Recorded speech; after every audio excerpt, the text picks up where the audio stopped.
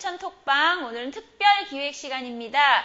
바꾸자 춘천 지방선거 출마자분들을 모셔서 인터뷰해보는 시간인데요. 강원의 교육에 대해서 이번에 교육감 후보로 나오신 신경호 교육감 후보님을 모시고 오늘 면면을 좀 따져볼 생각입니다. 신경호 교육감 후보님의 양력을 좀 살펴보니까요. 강원대학교 수학교육과에서 수업을 하셨고요. 예, 교육대학원에서 석사까지 하셨네요. 그리고 도계 여중을 시작으로 해서 마지막에 신포중학교에서 교장으로 마무리를 하셨고요. 또 춘천교육장을 역임하셨습니다. 그리고 강원안전학교 교장을 역임하셨네요. 그리고 2009년과 14년에 사도대상, 강원도 사도대상과 한국사도대상을 수상하셨습니다. 예, 신경호 후보님 모셨습니다. 안녕하십니까? 네, 안녕하세요. 네, 반갑습니다. 네, 반갑습니다. 먼저 다른 질문에 앞서서 이 사도대상은 어떤 분에게 드리는 상일까요? 예, 그 해에 전국에서 교육활동 또 아이들의 교육에 최선을 다하신 분 중에서 가장 훌륭하다고 하는 사람을 각 시도마다 한 분씩 추천해서 주는 상입니다. 네, 그러면 뭐 어쨌거나 훌륭한 분께 드리는 스승으로서 그런 상이라는 생각이 드는데 한국사도와 강원사도면 한국사도는 전국 단위에서 주는 상일까요? 네. 두 번을 역임하셨으면 훌륭한 선생님이셨나요? 감사합니다. 네네. 그러면 저는 뭐 이렇게 신경호 교육감님하고 패친이기도 한데요. 네, 네. 그래서 소소한 일상들을 좀 보기도 했습니다만 네. 그 신포중학교에서 교장 역임을 마지막으로 마무리 이후에 뭐 주로 이제 뭐 농사도 지으시고 이렇게 노후를 즐기시나 이렇게 생각을 했습니다만 어느 날 갑자기 교육감 후보로 나오셨어요. 예, 출마를 하시게 되신 뭐 계기가 있으셨을까요? 사실 2015년 2월에 정년 퇴임을 하고 가족과 함께 그동안 함께 못했던 행복한 시간들을 보내려고 농촌에서 전원 생활을 시작하려고 했는데 밖에서 들여다본 강원교육은 정말로 제가 그 안에 있었지만은 많이 우려가 됐습니다. 이 민선 교육감 전에는 강원교육이 대한민국 보통교육에 항상 상위권을 차지하고 여론조사나 또는 학력 수치가 전국에서 상위권으로서 우수한 인재를 많이 배출했었습니다. 그런데 이 민선 교육감 8년 만에 강원도 학력이나 아이들 체력이나 인성이나 행복도가 전국에서 하위권으로 떨어졌습니다. 이 사실이 많이 안타까워서 제가 고민 끝에 어려운 결심을 하게 되었습니다. 38년 동안 현장에 있었던 그 경험에 아이들을 사랑하는 마음에 제가 한번 강원교육을 올곧게 세워보고자 그래서 이 자리에 임하게 되었습니다. 그 후보님께서는 나는 전원생활 즐기며 있으려다가 강원교육 현장에 답답함을 도저히 묵과할 수가 없었다. 그래서 나왔다. 계기를 말씀해 주셨는데 그럼 후보님께서 생각하는 강원교육의 가장 큰 문제점이 뭐라고 생각하십니까? 지금 강원교육이 8년 동안에 그 편향적인 정책을 펼쳤고 또한 그 학교 현장에 소통을 강조한다고 했지만 사실은 엄청난 그 지시, 감독 이것들로 인해서 학교 현장도 사기가 저하가 되어 있고요. 또한 학생들도 마찬가지입니다. 이 보충 수업이나 심야 수업을 제한함으로 인해서 학생들을 사교육 시장으로 내몰게 되었고 그러다 보니 학부형님들이 그 사교육비도 많이 지금 부담이 되고 있습니다. 이러한 현실에 제가 정말로 진정한 그 교육 자치를 실현하고 실질적 공교육을 실천하고자 합니다.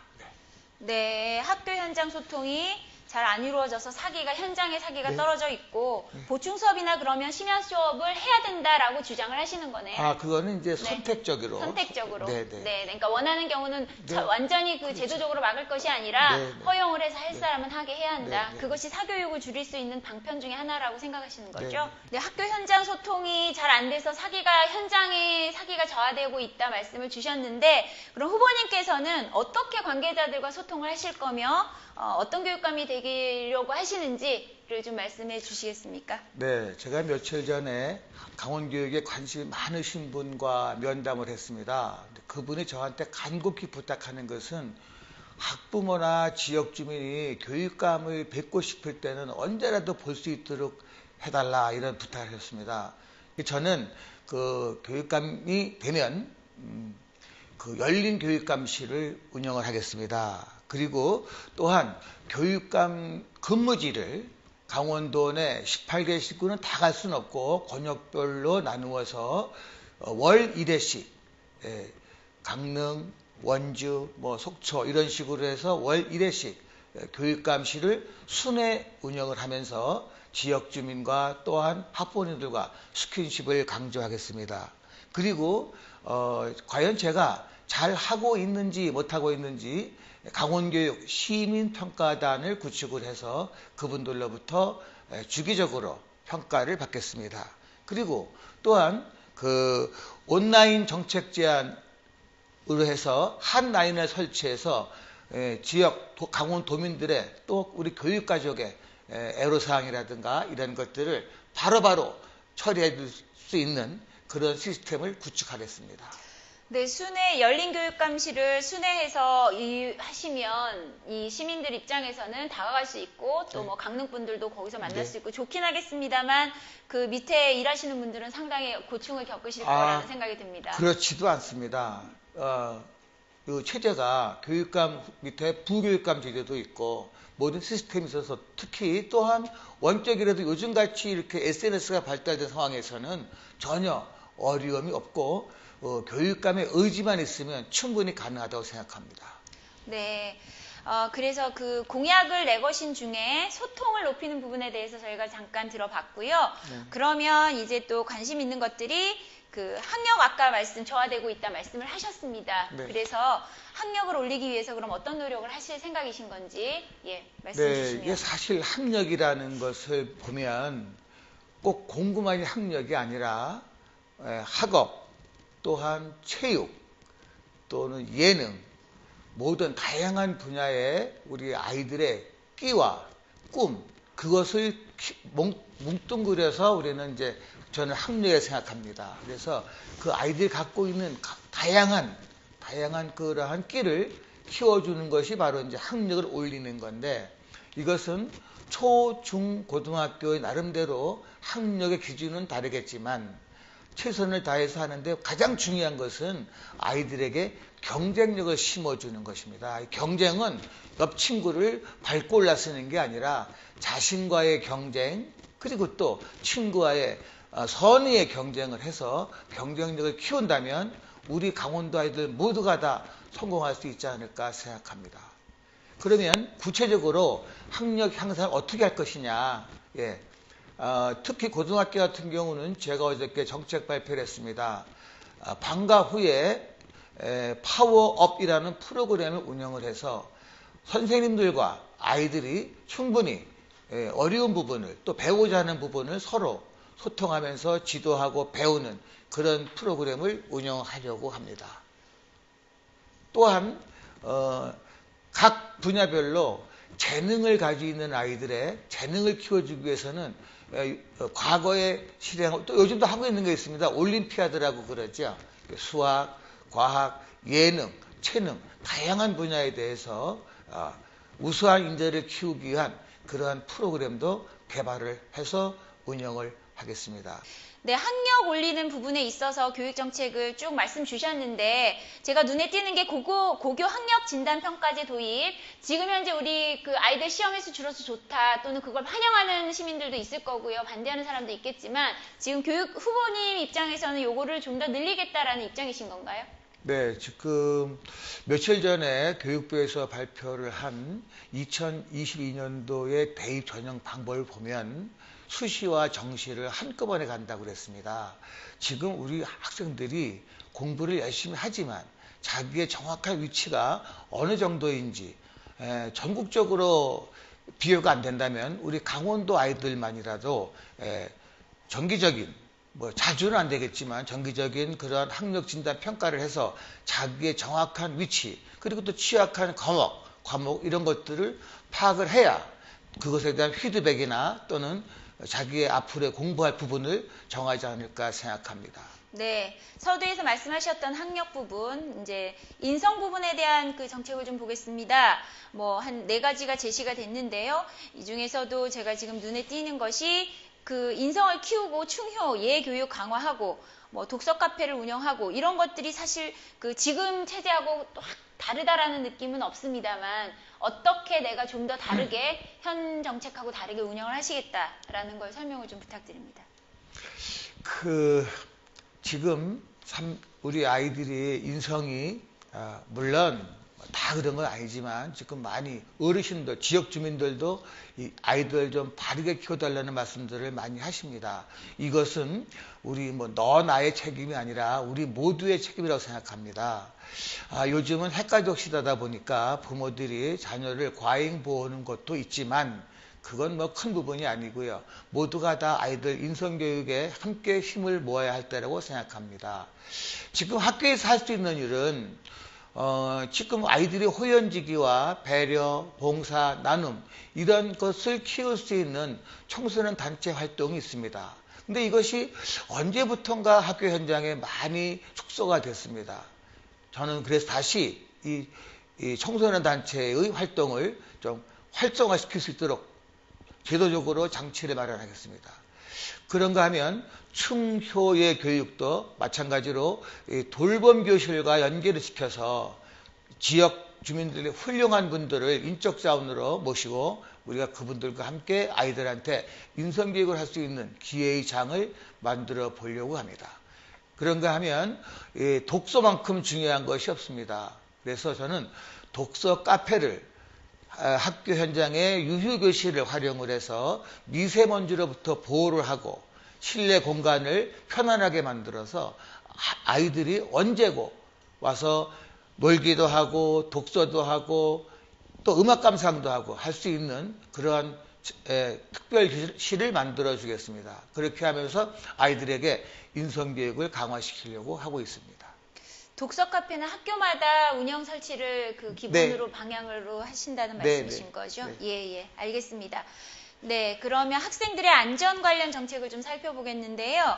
학교 폭력 예방 전문 인력을 배치를 하시겠다. 그럼 지금도 기존에 있는데 인력을 또 배치한다는 것은 예산과도 직결되는 문제인데 실현 가능한 정책이신가요? 네, 예산 문제는 나중에 또 말씀드리겠지만 그 전문 인력이라 하면 상담사라든가 또는 치료사 이런 분들을 말씀을 드리는 겁니다. 상담사와 치료사를 각 학교에 배치하겠다. 네, 근데 큰 학교는 배치하고 또 소규모 학교는 권역별로 묶어서라도 순회 근무를 시키려고 합니다. 순회 근무로. 네.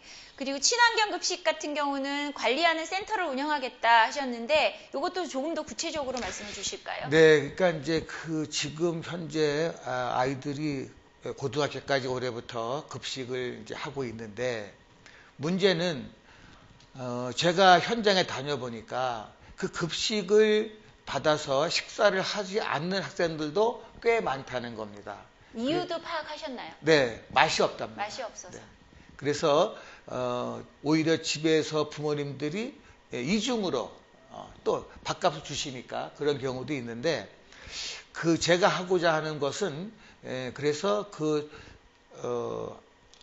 레시피 예를 들면 한식 레시피도 개발하고 또 먹거리 친환경 급식 재료를 우리가 세심하게 좀 챙겨주고 이런 것들로 인해서 또한 아이들의 불만을 모니터링도 하고 이러한 그런 것을 체크해 가지고 할 수 있는 그런 추진도 아닙니다. 네. 레시피 개발, 친환경 재료도 중요하지만 맛 중요합니다. 네. 학생들 가장 많이 얘기하시는 건데 그걸 얼마나 관리하셔서 달라질지. 그 이전에 아이들의 놀이 체육 교실을 어떤 식으로 구축하시겠다는 역시 건가요? 그것도 마찬가지로 좀 전에 말씀드렸던 것처럼 유휴 교실, 또 유치원도 마찬가지입니다. 요새 유치원도 원화 수가 많이 줄어서 빈 교실이 있습니다. 그런 유휴 교실을 미세먼지나 황사로부터 방지하는 그런 장치를 설치하고 그리고 거기서 아이들이 놀고 또 체육도 할 수 있고 여러 가지 놀이와 체육 활동을 함께 할 수 있는 그런 특별시를 만들어 드리겠다는 겁니다. 유휴교실을 활용해서 네. 아이들의 놀이공간을 마련해 네, 주시겠다 네. 말씀이신 거죠. 그럼 학생 복지 문제를 좀 말씀을 들어보겠습니다. 어린이집과 유치원을 무상교육을 하시겠다 네. 하는 것하고 전면 무상교육을 말씀하시는 거겠죠? 네, 그거는 뭐 예산 확보나 이런 자신이 있으신가요? 네. 왜 그렇게 자신 있으시죠? 제가 노하우가 있으신가? 먼저 조사해 본 바로는 네. 2016년까지 강원도 교육청에서 유치원을 6개인지를 설립을 했습니다. 신설을 했는데 거기에 들어간 총 예산하고 현재 강원도의 이제 유치원의 그 원화수 그들이 이 학부모 부담금은 시 군데를 다 틀립니다. 그래서 그거를 제가 총액을 내봤습니다. 강원도 유치원 원화수 곱하기 학부모 부담금, 실제 부담금 곱하기 12개월 이렇게 해서 합계를 내보니까 그 유치원 새로 진 돈의 절반이었습니다. 그러면 그 유치원을 새로 질 게 아니라 현재 사립 유치원이 긴 교실이 있고 아이들이 많이 미달되니까 그럼 거기다가 아이들을 보내주면 이 유아교육은 출발부터 평등해야 됩니다. 공립 유치원 아이들은 그냥 대부분 다 무료입니다, 현재. 근데 사립 유치원은 학부모가 부담을 합니다, 금액을. 평등하지 않잖아요. 그러니까 저는 그것을 평등하게 출발시켜 보려고 합니다. 예산도 가능합니다. 네. 예산을 어린이집이나 유치원 하나 짓는 예산을 줄여서 네. 있는 거 활용해서 충분히 무상을 가능해요. 하겠다. 네. 그것도 건축만 그렇지 실제로 거기다 비품 들여놓고 또 선생님도 월급까지 계산하면 더 많은 돈이 남을 수가 있습니다. 네. 돌봄 교실을 지금 말씀하셨는데요. 여기 보면 그 사실은 저학년 돌봄 교실 여기는 확대와 시간 네. 연장이라고 되어 있습니다. 네. 지금 현재 돌봄 교실의 실태가 어떤지 파악을 하셨나요? 현재는 초등학교 1, 2학년까지 해서 현 문재인 정부에서 이제 시간을 저녁 7시까지 이렇게 하겠다고 발표를 했습니다. 저는 물론 아이들의 수면권도 있어서 뭐 늦게까지 학교에 있는 건 그렇지만 학부모가 원한다면 특히 맞벌이 부부의 사정상 원한다면 시간을 늦춰서 하고 학년도 올려서 6학년까지도 충분히 학교에서 돌봄 시스템을 가져갈 수 있지 않을까.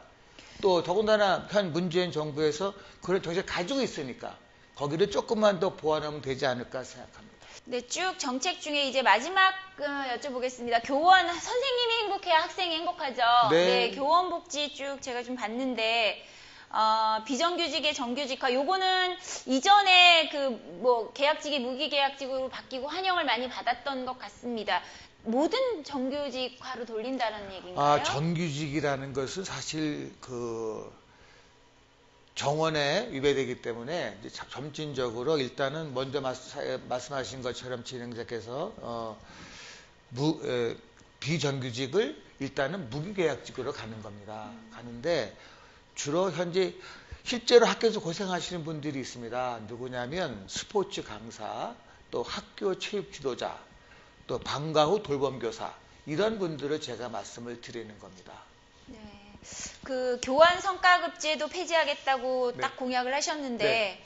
요거 실천하면 교원들은 엄청 좋아하시겠습니다. 사실은 저도 현장에서 오랜 동안 경험을 했지만 그 교원 성과급제 할 때 그때가 교무실의 분위기가 다 깨집니다. 그래서 저는 다 고생하시는데 그걸 왜 이렇게 평가를 해야 되는가? 성과급을 나눠줘야 되느냐? 차등을 줘서 그것은 함께 가는 의미로서는 제가 볼 때는 부적절하다고 생각합니다. 반드시 없어져야 될 제도입니다. 네. 그 마지막으로 보면 하나 크게 내거신 게 강원 예능 중고등학교를 신설하시겠다고 원주에. 네. 지금 현재 그러면 강원 예고가 있는데 그 차별성 있게 네. 하시겠다는 건가요? 강원예술고등학교는 주로 음악 그리고 실용음악 쪽입니다. 제가 생각하는 예능 중고등학교는 지금 대한민국 청소년의 40% 정도가 꿈이 희망이 뭐냐? 연예인입니다.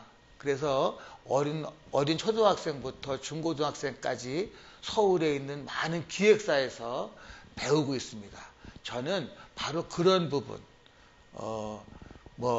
랩, 힙합 또는 뭐 개그맨 또는 뭐 예를 들면 그러한 계통으로 연기자 이런 것들을 그렇게 서울에 가서 기획사 가서 학교를 중퇴까지 하면서 다니는 아이들도 있거든요. 그 아이들을 학교 울타리 안으로 불러들여서 특히 강원도는 그게 열악하니까 그래서 제가 강원도에 끼 있는 아이들을 키워주기 위해서 그런 학교를 마련하고자 합니다. 네. 지역적으로 불평등했던 것을 좀 해소해 보시겠다는 말씀이신 것 같습니다.